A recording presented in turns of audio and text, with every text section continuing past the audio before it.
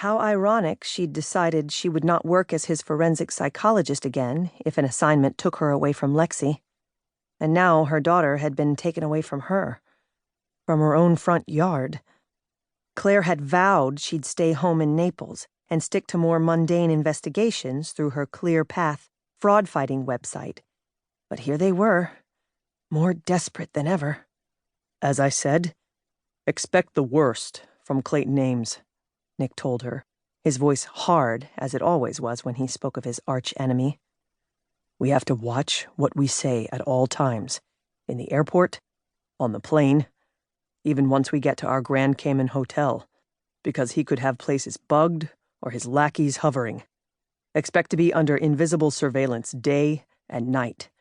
We'll walk on the beach away from others if we want to be sure we're not overheard. Nothing about Jace, especially. He's risking his neck to fly down on his own in case we need him.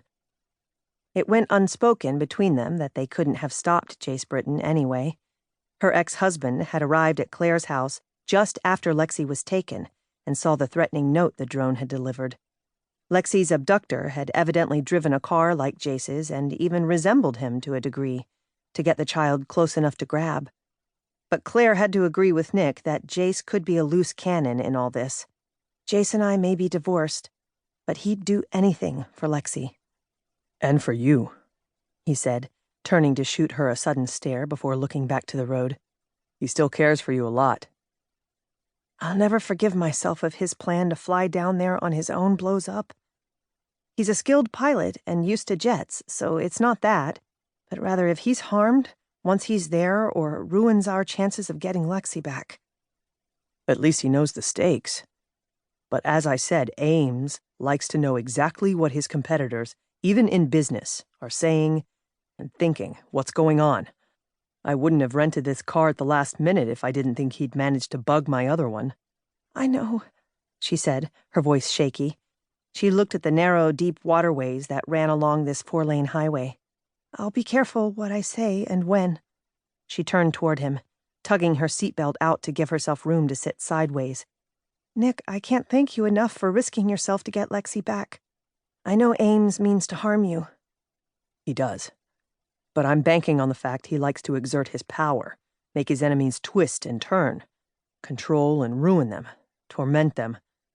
I'm hoping he means to make me toe his line somehow, not just trade my life for hers. Claire broke into tears again when she'd tried since yesterday to keep calm, but she felt she was spiraling down into a dark hole. At least she didn't have a horrible dream last night from her narcolepsy in the half hour she'd gone to sleep. Right now, she didn't need her so-called sleeping disease or her powerful meds that controlled it. Despite her deep exhaustion, for once, she couldn't sleep. Sorry, I'm okay. I mean, not okay, but holding up. Really, she tried to assure him as she grabbed for a tissue in her purse on the car floor and swiped under her eyes. I'm sorry too, sweetheart, Nick said, reaching over the console to grip her knee with one hand. But despite all this, I can't be sorry we met, that we care for each other. Again, I swear to you on my life, we will get Lexi back and get through this. Then I'll leave your life, so that bastard doesn't try to use you and those you love to get to me again. A tear trickled down Nick's cheek from under his sunglasses, but, focused on the road again, he ignored it.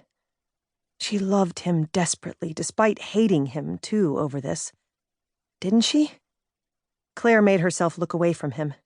Fear was on his face, but fury, too. Did he know her heart was broken, not only over Lexi, but over what he'd just said? That once they got her back, Nick would leave their lives?